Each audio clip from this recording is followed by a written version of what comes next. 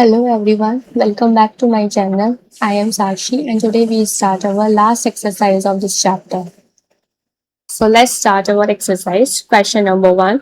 Write a polynomial of degree 3 in the variable x in which the coefficient of the x square term is -7. आपको एक polynomial लिखना है जिसमें degree 3 का use करना है, यानी कि हाईएस्ट पावर उस पॉलिनोमियल की डिग्री 3 होनी चाहिए और उसमें हमें x वेरिएबल यूज करना है in which the coefficient of the x square term, और उसमें एक टर्म भी होगी, x स्क्वायर की एक टर्म होनी चाहिए जिसका कोफिशिएंट -7 हो, यानी -7 कोफिशिएंट होना चाहिए x स्क्वायर का कोफिशिएंट क्या होना चाहिए -7। तो आपको ये टर्म यूज करनी है उसमें। तो हम एक पॉलिनोमियल लिखते हैं।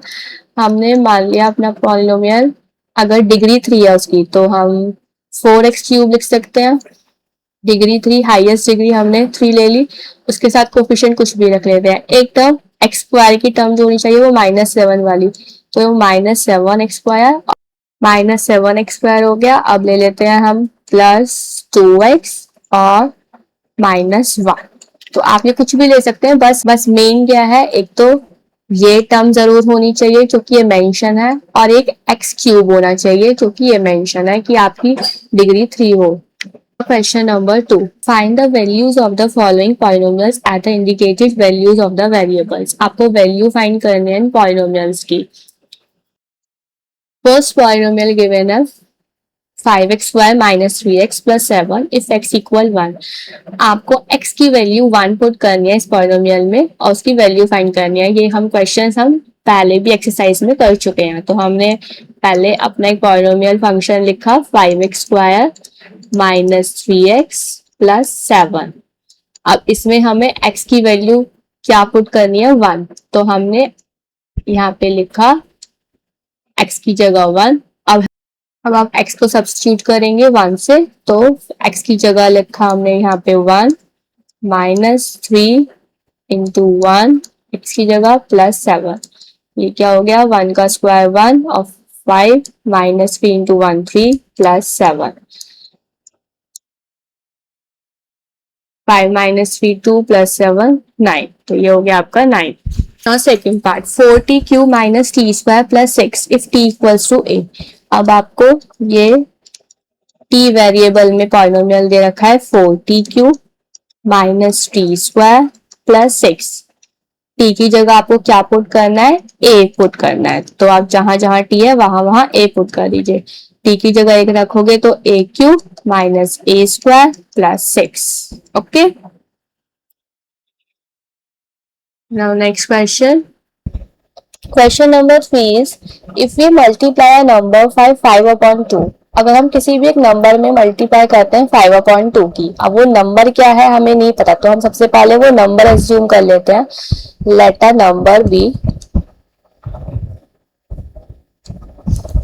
Number be x। अगर हम x में 5/2 की मल्टीप्लाई करें तो वो 5/2x हो जाएगा and add 2/3 to the product. अब उस प्रोडक्ट में हम क्या ऐड कर दें, 2/3 ऐड कर दें, तो व्हाट वी गेट -7/12। ये हमें मिल जाएगा। अब आपको वो नंबर फाइंड करना है, यानी वो x की वैल्यू फाइंड करनी है। तो x की वैल्यू कैसे फाइंड करेंगे, 5x/2 इक्वल -7/12। ये +2/3 इधर जाएगा तो माइनस में हो जाएगा, तो -2/3। 5x/2 इक्वल 3 और 12 का एलसीएम 12, -7 -2 इंटू 3 में 3 से 12 को डिवाइड करेंगे तो 4। तो 5x/2 इक्वल -7 -8/12। 5x/2 इक्वल, ये हो गया -7 -8 -15/12। तो x इक्वल -15/12।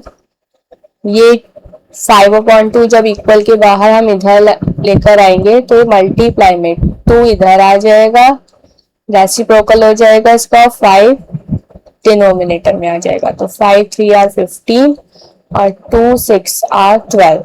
तो ये हो गया -3/6। इसे हम और कैलकुलेट करें तो 3 1 3, 3 2 6, तो आपकी x की वैल्यू आ गई -1/2।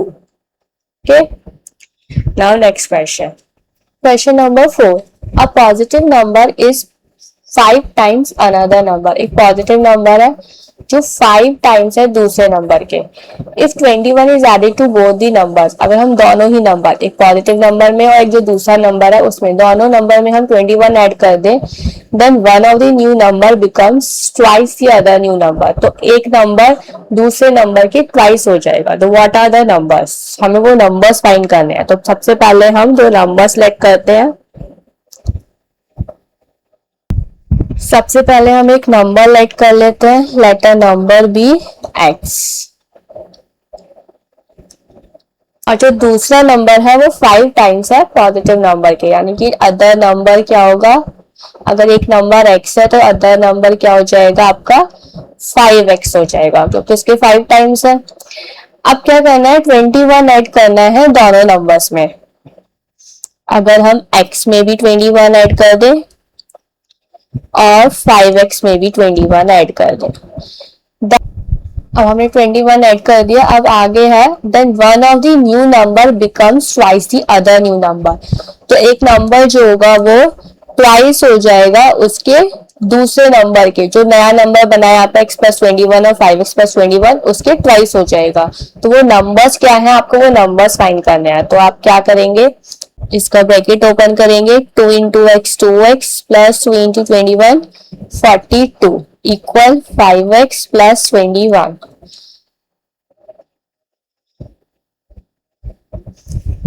42 21 इधर आएगा तो -21 इक्वल 5x, और एक 2x इधर जाएगा तो -2x। ये लाइक टर्म्स हमने एक एक जगह कर ली, x वाली एक जगह और कांस्टेंट टर्म्स एक जगह। तो 42 - 21 कितना हो गया आपका 21, और ये 5x - 2x 3x। अगर हम x की वैल्यू निकालेंगे तो क्या हो जाएगा 21/3, तो x इक्वल 7। ये हो गई आपकी x की वैल्यू। तो एक नंबर तो आपका x ही था, तो इससे एक नंबर क्या बना आपका, ये हो गई आपकी 7 वैल्यू। और दूसरा नंबर क्या हो गया आपका 5 × 7 करेंगे तो कितना हो गया 5 × 7 35। तो दूसरा नंबर हो गया आपका 35। तो एक नंबर आपका 7 है और अदर नंबर क्या है आपका 35 है। Okay, now next question, question number 5। Question number 5 is, if you have 800 rupees, अगर आपके पास 800 रुपीज है और आपको सेव करने हैं, आप सेव कर रहे हैं हर month 250 rupees. So find the amount you have after 6 months and after 2 years. तो आपके पास 6 मंथ्स के बाद कितने रुपीज, कितने अमाउंट हो जाएंगे वो फाइंड करना है, और 2 ईयर्स बाद कितना अमाउंट होगा आपके पास वो फाइंड करना है, और इसे हमें लीनियर पैटर्न में एक्सप्रेस करना है। तो आपको पता है लीनियर पैटर्न हम एक्सरसाइज में पढ़ चुके हैं, हम कैसे करते थे। सबसे पहले आपके पास हम यहाँ पे लिख लेते हैं, हम यहाँ पे पहले अपने मंथ्स लिखते हैं, यहाँ पे हम मंथ्स लिखेंगे और यहाँ पे जो अमाउंट हो रहा है वो लिखेंगे। ठीक है, अब देखिए फर्स्ट मंथ में अगर उसके पास सबसे पहले आपके पास कितने थे 800 रुपीज थे। ओके, अब फर्स्ट मंथ में आपने कितने सेव करे 250 रुपीज सेव कर लिए। अब फर्स्ट मंथ की बात करते हैं, आफ्टर फर्स्ट मंथ क्या होगा, उसके पास सबसे पहले 800 रुपीज थे। अब उसने फर्स्ट मंथ में 250 रुपीज सेव करे, तो फर्स्ट मंथ कंप्लीट होने के बाद उसके पास कितने रुपीज हो गए टोटल 800 में अगर हम प्लस 250 कर दें तो कितने हो जाएंगे आपके पास 1050 हो जाएंगे। यानी इसे हम और किस तरीके से लिख सकते हैं, 800 तो थे ही पहले से, प्लस उसने फर्स्ट मंथ में कितने सेव कर लिए 250 सेव कर लिए, तो 800 + 250 इक्वल्स टू 1050। अब सेकेंड मंथ में फिर उसने 250 रुपीज सेव कर लिए, तो अब उसके पास टोटल कितने हो गए 1050 थे उसके फर्स्ट मंथ के बाद। अब सेकेंड मंथ के बाद उसके पास कितने हो जाएंगे, ये 1050 + 1250 कितने हो गए, ये 1300 हो गए। आप इसे और कैसे लिख सकते हैं, 800 जो आपके पास सबसे पहले थे 800 थे, उसमें आपने 2 मंथ्स के 250 सेव करे तो उसको हम प्लस कर देंगे 2 मंथ्स के 250, तो 2 इंटू 250, तो 500 और 500 प्लस 800 1300। दोनों मेथड समझ में आ गया। इधर से हम प्लस कर रहे हैं, हर मंथ में 250 प्लस कर रहे हैं, और अगर आप ओरिजिनल अमाउंट से प्लस करना चाहेंगे तो आप 2 की मल्टीप्लाई करेंगे। आप थर्ड मंथ में कितने सेव करेंगे, वो थर्ड मंथ के बाद उसके पास कितने रुपीज हो जाएंगे, 1300 थे उसके पास 2 मंथ के बाद। थर्ड मंथ कंप्लीट होने के बाद उसके पास फिर 250 रुपीज उसने सेव करे, तो कितने हो गए अब उसके पास 1300 प्लस 250 1550। ये कैसा आया, थर्ड मंथ का आया। किस अगर हम इसे 800 प्लस थर्ड मंथ के 250 करें, यानी कि 3 टाइम्स ऑफ 250, क्योंकि 3 टाइम्स ऑफ 250 क्यों कर रहे हैं, फर्स्ट मंथ का, 2 मंथ का और थर्ड मंथ का, तो तीनों का जब उसने 250 सेव करा तो उसके पास कितने हो गए, 3 इंटू 250 कितना होता है 750, और 750 प्लस 800 1550। तो अगर हमें इसका लीनियर पैटर्न एन में शो करना पड़े, एन मंथ का बनाना हो हमें, तो हम कैसे बनाएंगे, 800 जो हमारा ओरिजिनल है, जो कांस्टेंट है, जो चेंज ही नहीं हो रहा, 800 तो पहले से थे ही उसके पास रुपीज, ऐड क्या हो रहा था हर मंथ का, कौन से मंथ का वो नहीं पता भी, जब तक आगे चलता रहेगा जितने मंथ का वो एन मंथ के कितने रुपीज सेव कर रहा था 250, तो वो 250 एन मंथ के चलते रहेंगे, उन्हें हम ऐड करते रहेंगे और उतने रुपीज उसके पास सेव होते रहेंगे टोटल, यानी कि हर मंथ के बाद उसके पास टोटल अमाउंट जो बचेगा वो एन की मल्टीप्लाई करेंगे 250 में और ऐड कर देंगे हम 800। तो ये आपका हो गया लीनियर पैटर्न 800 प्लस 250 एन। अब हम इसी पैटर्न को यूज करके अपना 6 मंथ्स का और 2 इयर्स का फाइंड करेंगे। तो पहले 6 मंथ्स का फाइंड करते हैं। फॉर 6 मंथ्स, 6 मंथ्स के लिए क्या होगा, अगर हमारा लीनियर पैटर्न है 800 प्लस 250 एन, तो 800 प्लस एन क्या है आपके पास यहाँ पे, नंबर ऑफ मंथ्स, आपको 6 मंथ्स का निकालना है, तो 250 इंटू 6 करेंगे क्योंकि हमें 6 मंथ्स के लिए निकालना है। तो 800 प्लस 250 इंटू 6, 6 5 30, 3 6 12 और 3 15, तो ये हो गए आपके टोटल 2300 रुपीज, यानी 6 मंथ्स के बाद उसके पास जो अमाउंट बचेगा वो बचेगा 2300। अब हमें 2 इयर्स का निकालना है सेकंड पार्ट में, तो 2 इयर्स में टोटल नंबर ऑफ मंथ्स कितने होते हैं, क्योंकि अभी हम मंथ्स के बारे में ही कर रहे हैं, हमने जो ये पैटर्न बनाया वो मंथ्स के लिए बनाया है, तो हम पहले 2 इयर्स को मंथ्स में चेंज करेंगे। 2 इयर्स को मंथ्स में चेंज करने के लिए 2 इंटू 12, क्योंकि 1 ईयर में 12 मंथ होते हैं, तो कितने हो गए आपके पास total months, 24 months. It means आपको 2 इयर्स का निकालो या 24 मंथ्स का निकालो, बात एक ही है। तो हम 800 प्लस 250 एन जो हमारा लीनियर पैटर्न था उसमें हम एन की जगह रखेंगे अब 24, तो हमारा क्या निकलेगा 2 इयर्स का निकलेगा। तो एन की जगह आपने 24 रखो, फाइंड करो कितना होगा, 25 इंटू 24, 4 5 20, 4 8 9 10, और ये 25 इंटू 250, ये हो गया आपका 600, और ये कॉस्ट 0 थी तो ये हो गई आपकी 6000। अब 6000 प्लस 800 6800, यानी 2 इयर्स बाद जो उसके पास अमाउंट होगा आफ्टर सेविंग 250 पर मंथ, तो कितना अमाउंट होगा उसके पास 6800 रुपीज होगा। ओके, चलते हैं अपने नेक्स्ट क्वेश्चन पे। The digits of a 2 digit number differ by 3। अब यहाँ पे डिजिट्स है, 2 डिजिट नंबर गिवन है हमें, उनका जो डिफरेंस है वो 3 है।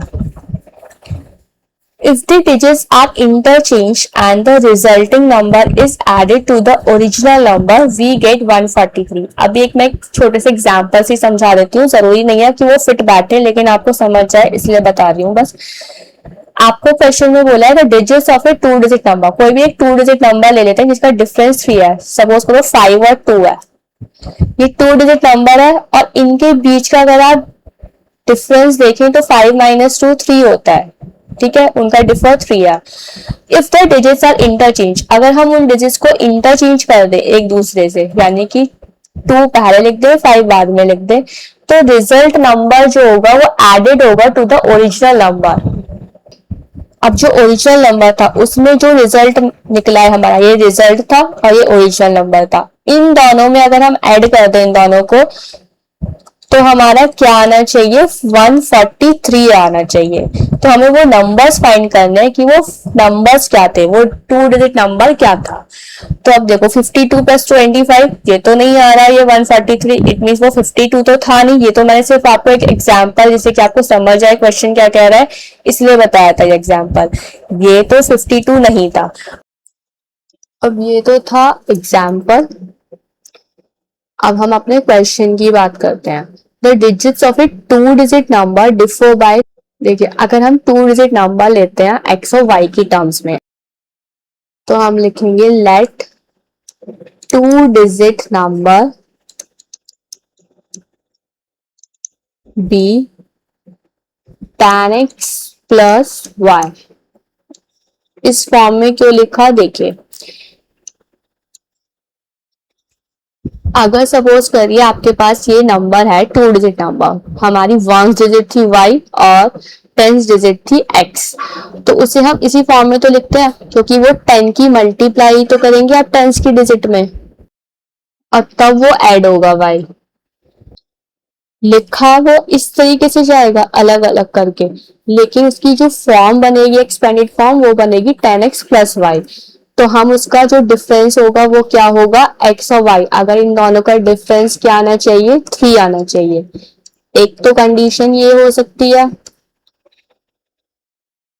अब हो सकता है कि वो 25 नंबर हो लेकिन 2 माइनस 5 तो 3 नहीं आएगा, 5 माइनस 2 3 हो सकता है, तो उसकी कंडीशन दूसरी क्या हो सकती है, y माइनस एक्स भी हो सकता है। अगर जो बड़ा होगा, अभी हमें नहीं पता कि कौन सा बड़ा है, x बड़ा है या y बड़ा है, तो हम उसे दोनों ही एक बार लेट कर लेते हैं। तो इसे सेकेंड इक्वेशन मान ली कि x माइनस वाई इक्वल 3 और y माइनस एक्स इक्वल 3।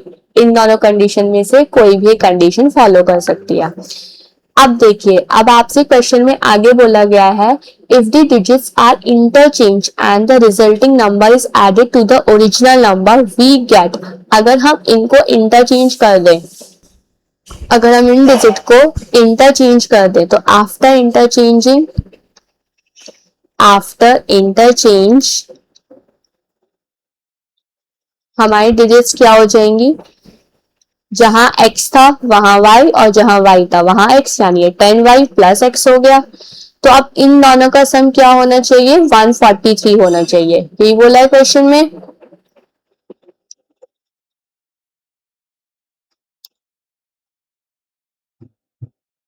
तो आप लिखेंगे tan x प्लस वाई, ये था आपका ओरिजिनल नंबर, और जो रिजल्टेंट नंबर क्या मिला आपका 10y प्लस x, इन दोनों का सम क्या है आपका 143 आ रहा है, 143 आ रहा है।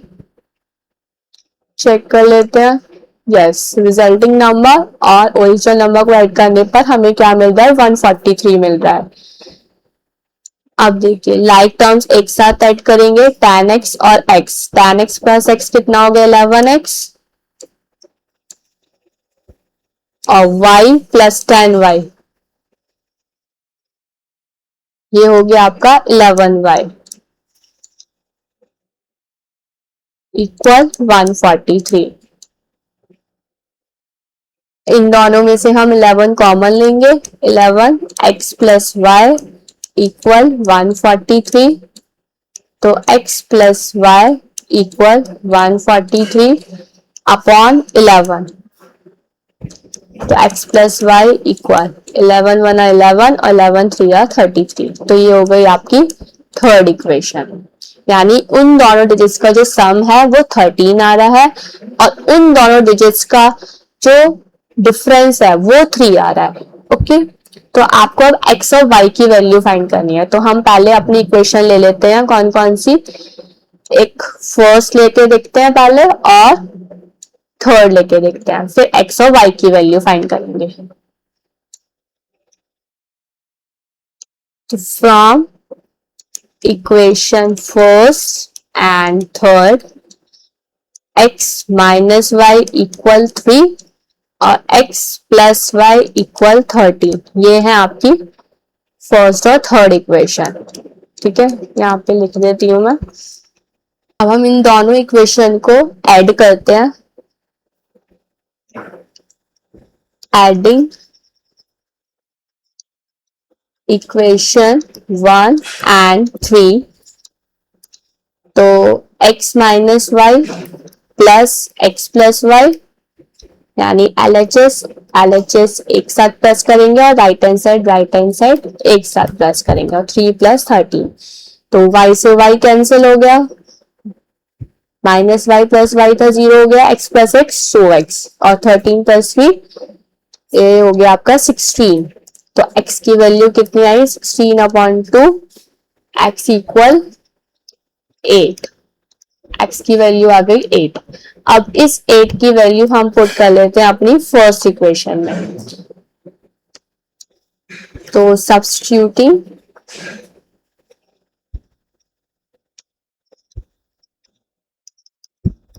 the value of x in equation number first equation क्या थी आपकी, x minus y equal 3, x minus y equal 3 थी, तो हमने यहाँ पे पुट करी x माइनस वाई इक्वल 3।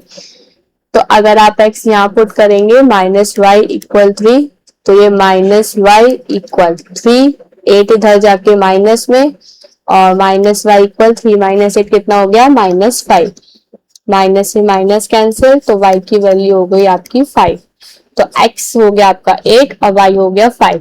तो आपका जो नंबर है वो क्या हो सकता है, तो हम उसे, अगर हम x और y की फॉर्म में लिखें तो हम उसे कैसे लिख सकते हैं, 8 5 85 लिख सकते हैं, और y x की फॉर्म में लिखें तो हम उसे कैसे लिख सकते हैं, 58। तो वो नंबर क्या क्या हो सकते हैं हमारे, 58 और 85। क्लियर है, चलिए चलते हैं अपने नेक्स्ट क्वेश्चन नंबर 7 पर। Question number 7 is draw the graph of the following equations and identify their slopes and y-intercepts. आपको ये ग्राफ ड्रॉ करने हैं इनके और स्लोप्स और y इंटरसेप्ट्स फाइंड करने हैं, यानी a और b की वैल्यू फाइंड करनी है। Also find the coordinates of the points where these lines cut the y axis, और ये y एक्सिस पे कहाँ कहाँ कट कर रही हैं उन पॉइंट्स को हमें फाइंड करना है। Are any of these lines parallel, क्या इनमें से कोई लाइंस एक दूसरे के पैरेलल आ रही है या नहीं, ये चेक करना है। सबसे पहले हम ग्राफ ड्रॉ करेंगे और ग्राफ कैसे ड्रॉ करते हैं, उनके कोऑर्डिनेट्स फाइंड करके। तो फर्स्ट इक्वेशन है आपकी लाइन की y equal -3x + 4,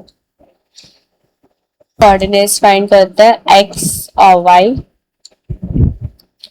if x equal 0 put करते हैं तो y की वैल्यू क्या होगी, -3 × 0 + 4, 0 + 4 कितना हो गया 4। तो ये कोऑर्डिनेट्स हो गए एक आपके 0 और 4।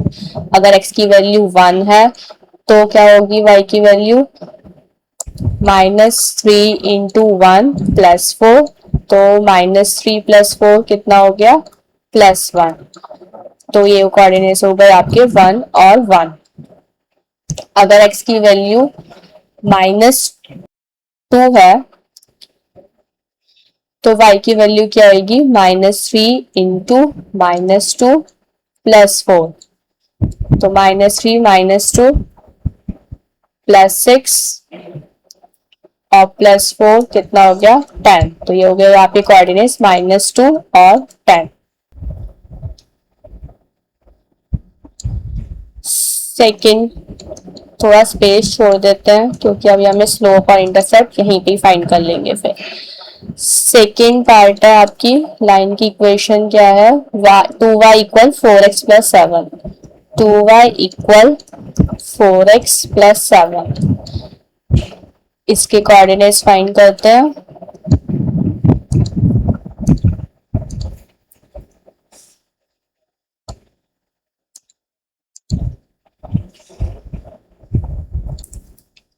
x और y, इफ x इक्वल 0 तो y की वैल्यू क्या होगी, अब ये 2y है तो 2y एक साथ इक्वल 4 इंटू 0 प्लस 7, तो 2y इक्वल 4 इंटू 0 0 प्लस 7 7, तो y की वैल्यू होगी 7/2 और 7/2 का मतलब 2 3 जा 6.5, तो इसके कोऑर्डिनेट्स हो गए 0 और 3.5। इफ x इक्वल 1, अगर x की वैल्यू 1 होगी तो क्या होंगे coordinates, 2y equal 4 into 1 4 plus 7, तो 2y इक्वल 4 प्लस 7 11, और y इक्वल 11/2 यानी 2 5.5, तो इसके कोऑर्डिनेट्स हो गए 1 और 5.5। और अगर x की वैल्यू -2 है तो y की वैल्यू क्या होगी, 2y इक्वल 4 इंटू -2 प्लस 7, तो 2y इक्वल -8 प्लस 7 कितनी होगी, -1, और y की वैल्यू -12 यानी -0.5, तो इसके कोऑर्डिनेट्स हो गए -2 और -0.5। तो ये हो गई आपकी सेकेंड लाइन के कोऑर्डिनेट्स। अब हम एक साथ थर्ड लाइन के और कोऑर्डिनेट्स फाइंड कर लेते हैं। थर्ड इक्वेशन है 5y equal 6x minus 10। Third equation is 5y equal 6x minus 10। इसके कोऑर्डिनेट्स क्या होंगे,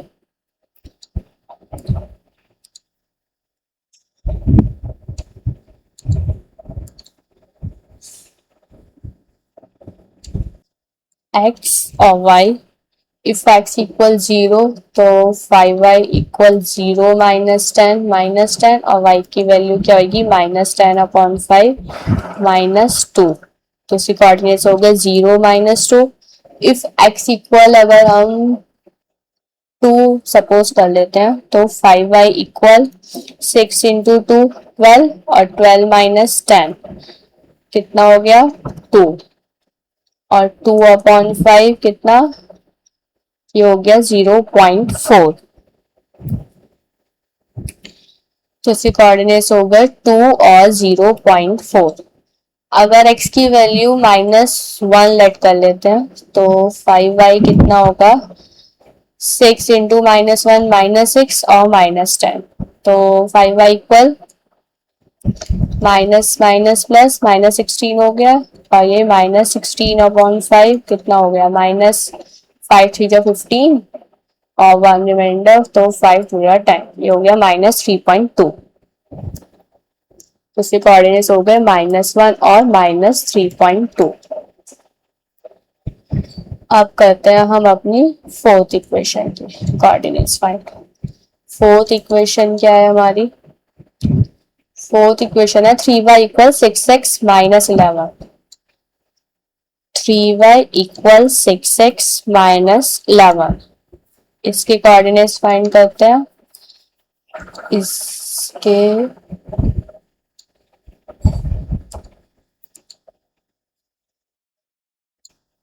x y, अगर x की वैल्यू 0 है तो क्या होगा, 3y इक्वल 0 -11, तो y इक्वल -11/3 कितना हो गया, -3 3 9 0.20 3 6 18 3.6। इफ x इक्वल 1 तो y के कोऑर्डिनेट्स क्या होंगे, 3y इक्वल 6 -11 -5, तो ये हो गया -5/3, -1.36 इतना ही लेट कर लेते हैं। तो इसके कोऑर्डिनेट्स हो गए 0, -3.6 और इसके कोऑर्डिनेट्स हो गए 1 और -1.6। अब अगर हम x की वैल्यू -2 पुट करें तो 3y इक्वल -12 -11 और 3y इक्वल -12 और -11 -23। तो y की वैल्यू -23/3 -7, 3 7 21, 2.36 are 80 -7.6। तो इसके कोऑर्डिनेट्स होंगे -2 और -7.6। अब ये सारे पॉइंट्स हम लिखते हैं अपने ग्राफ में। ये रहे हमारे कोऑर्डिनेट्स। अब हम पहले अपना ग्राफ ड्रॉ करते हैं। तो फर्स्ट लाइन का ग्राफ ड्रॉ करेंगे। फर्स्ट लाइन के कोऑर्डिनेट्स है 0 और 4। 0 x एक्सिस पर और y एक्सिस पर 4, तो ये हो गया 0 4 आपका फर्स्ट कोऑर्डिनेट। सेकंड कोऑर्डिनेट है 1 और 1, यानी x पे 1 और y पे 1, ये हो गया आपका सेकंड कोऑर्डिनेट। थर्ड कोऑर्डिनेट है -2 और 10, -2 x एक्सिस पर और +10 y एक्सिस पर, ये हो गया आपका थर्ड कोऑर्डिनेट। अब हम इसकी लाइन ड्रॉ कर लेते हैं। ये हो गई आपकी फर्स्ट लाइन। सेकेंड लाइन का ग्राफ बनाते हैं। फर्स्ट कोऑर्डिनेट है 0 और 3.5, 0 और y एक्सिस पर 3.5, 3.5 ये होगा इधर मिड में। नेक्स्ट कोऑर्डिनेट है 1 और 5.5, 1 x एक्सिस पर 5.5 y एक्सिस पर, ये हो गया सेकेंड कोऑर्डिनेट। थर्ड कोऑर्डिनेट है -2 और -0.5, -2 x एक्सिस पर और -0.5 y एक्सिस पर, ये हो गया आपका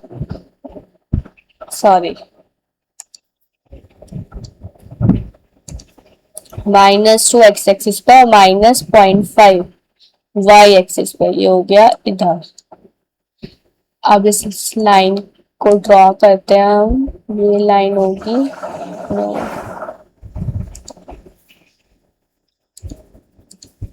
अब इस लाइन को ड्रॉ करेंगे और ये लाइन ड्रॉ होगी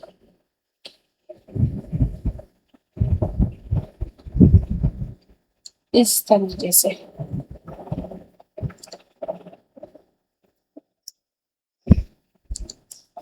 अब बनाते हैं थर्ड लाइन का ग्राफ। थर्ड लाइन का ग्राफ, फर्स्ट कोऑर्डिनेट है 0 और -2, 0 x एक्सिस पर और y पर -2, -2। नेक्स्ट कोऑर्डिनेट है 2 x एक्सिस पर और 0.4 y एक्सिस पर, ये हो गया यहाँ। और थर्ड कोऑर्डिनेट है -1 और -3.2, -1 और -3.2। इस लाइन को ड्रॉ करते हैं।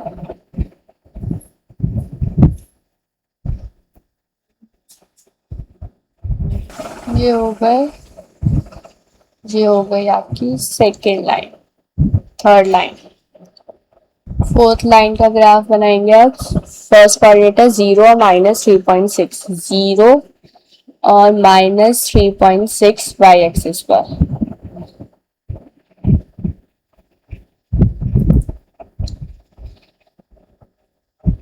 1 और -1.6, 1 और -1.6, ये हो गया यहाँ।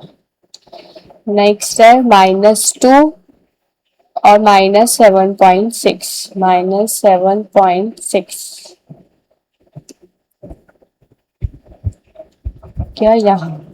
अब इसे हम ज्वाइन कर लेते हैं और लाइन ड्रॉ करते हैं अपने फोर्थ लाइन की।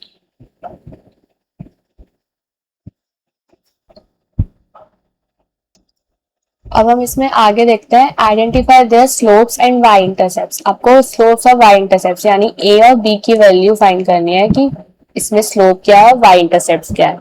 तो स्लोप क्या होता है, इक्वेशन क्या होती है लाइन की, y = ax + b। x के साथ जो होता है वो होता है स्लोप आपका, और b जो कांस्टेंट टर्म यूज होती है वो होती है b। तो यहाँ पे स्लोप क्या है आपके, फर्स्ट यहाँ पर फर्स्ट पार्ट में स्लोप है आपका -3, और y इंटरसेप्ट क्या है, y इंटरसेप्ट है आपका +4। और साथ में ये पूछा है also find the coordinates of the point where these lines cut the x y axis. अब देखिए अगर हमारा कोई ग्राफ है और वो वाई एक्सिस पे कहाँ कट कर रही है, तो जहां पे भी वाई एक्सिस पे कट करेगी इसका मतलब वहां पर एक्स जो होगा आपका वो 0 होगा। तो आपको x 0 पुट करके ये चेक करना है कि y एक्सिस पे कहाँ कट करेगी। जब हमने x की वैल्यू 0 पुट करी थी, जब x की वैल्यू 0 चेक करी थी, तो वो y एक्सिस पे कहाँ कट कर रही थी, 4 पे कट कर रही थी। तो इसका मतलब जो फर्स्ट लाइन है आपकी y इक्वल -3x+4 वो कहाँ पे कट करेगी, वो 0 4 पॉइंट पे कट करेगी। देखिए फर्स्ट लाइन ये थी आपकी, ये कहाँ कट कर रही है, 0 और 4 कोऑर्डिनेट पे कट कर रही है। तो ये होगी आपकी फर्स्ट लाइन की इक्वेशन, यानी फर्स्ट लाइन का ग्राफ। अब सेकेंड पार्ट में हम अपना स्लोप फाइंड करते हैं। देखिए स्लोप फाइंड करने के लिए ये जो टर्म है ये y रहना चाहिए, जो कि हमारी इक्वेशन क्या होती है, y equal ax plus b. Y के साथ तो कुछ नहीं होता, तो हमें स्लोप फाइंड करने के लिए इस y को अकेला छोड़ना होगा, उसके साथ जो भी है उसे हटाना होगा। तो हम इसे हटाएंगे तो ये क्या होगा, ये 2 इधर आके डिवाइड में जाएगा, 4x/2 प्लस 7/2। तो अब आपका क्या हो गया, 2 से 4 कैंसिल हो गया 2 टाइम्स। तो आपका स्लोप यहाँ पे कितना है 2, और y इंटरसेप्ट कितना है आपका, y इंटरसेप्ट है 7/2। ओके, और ये कट कहाँ कर रही है, ये लाइन आपकी y एक्सिस पे कहाँ कट कर रही है, 3.5 पे कट कर रही है। तो इसके कोऑर्डिनेट्स हो जाएंगे, जो कट करेगी सेकेंड लाइन आपकी वो 3.5 पे कट करेगी, 3.5 पे कट कर रही है y एक्सिस को। अब हम थर्ड इक्वेशन पे आते हैं। यहाँ पे आपका स्लोप क्या होगा, इसे भी सेम y को सिंगल रखेंगे, तो ये 6/5 x माइनस 10/5, ये तो कट जाएगा 5 to the 10। तो यहाँ पे स्लोप क्या हो गया, स्लोप हो गया 6/5, और y इंटरसेप्ट क्या हो गया, y इंटरसेप्ट हो गया -2। ओके, और ये कट कहाँ कर रही है, 0 और -2 पे कट कर रही है। थर्ड लाइन की इक्वेशन, जो थर्ड लाइन का ग्राफ है वो कहाँ पे कट कर रहा है, 0 और -2 पे, y एक्सिस की -2 पे कट कर रही है। नेक्स्ट लाइन है आपकी 3y इक्वल 6x माइनस 11, इसमें भी 3 को हटाएंगे तो 6/3x माइनस 11/3, ये कट जाएगा। तो ये हो गया y equals to 2x minus 11/3। तो यहाँ पे स्लोप क्या आ गया, स्लोप आ गया 2, और y इंटरसेप्ट हो गया -11/3। जो आपका y इंटरसेप्ट होगा वही आपका, जो जहां पे y एक्सिस कट करेगी वही पॉइंट होएगा। तो उसका मतलब ये भी क्या होगा, इस कहाँ पे कट करेगी, 0 -3.6। इसे हम आगे भी लिख सकते हैं, आगे इसे डिवाइड करोगे अगर आप 3 को 11 से, तो 3 3 9, 2.0, 3 6 18, फिर 2 0 ऐसे करके 666 यानी 3.67 तक स्टॉप कर सकते हैं हम इसे राउंड ऑफ करके। तो ये हो गया आपका कट करेगा यहाँ पर।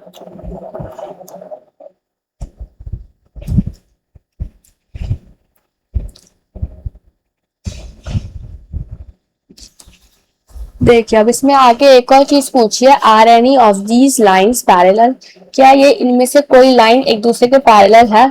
अब देखिए हमने जब लास्ट एक्सरसाइज पढ़ी थी उसमें बात करी थी, जो लाइंस पैरेलल थी उसमें कंडीशन होती थी कि जब भी स्लोप आपका सेम होगा तो वो लाइंस पैरेलल होंगी। जिस भी इक्वेशन में जिस भी लाइन में स्लोप सेम आ रहा है तो उसका मतलब उनकी लाइंस वो लाइंस आपकी ग्राफ में पैरेलल ड्रॉ होंगी। तो यहाँ पे किसी का स्लोप सेम है, यहाँ पे स्लोप -3 है, यहाँ स्लोप 2 है, यहाँ स्लोप 6/5 है और यहाँ स्लोप 2 है, तो यहाँ पे किसी का स्लोप सेम आया तो यस। कौन कौन सी इक्वेशन का स्लोप सेम था? सेकेंड वाली का सेम था, सेकेंड का स्लोप सेम था, और स्लोप 2 है, और फोर्थ वाली का स्लोप सेम है, यानी कि उसका भी 2 है। तो हमारे ग्राफ में सेकेंड और फोर्थ ये लाइन आपके एक दूसरे के साथ पैरेलल है। अगर आप इसे थोड़ा सा और एक्सटेंड करेंगे तो आपको दिख जाएगी। ये टफ वर्क है, इसको ऐसे और ज्यादा एक्सटेंड करेंगे तो देखिए ये लाइन एक दूसरे के पैरेलल आ रही है ना, ये तो ये लाइन, ये सेकेंड और फोर्थ लाइन आपकी एक दूसरे के पैरेलल है, तो इसलिए हम अपने क्वेश्चन में क्या लिखेंगे?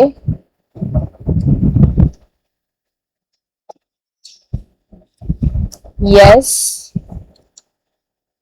Second and fourth lines are parallel. ठीक है, आप सेकेंड और फोर्थ की जगह इन लाइंस की इक्वेशन भी लिख सकते हैं। ओके।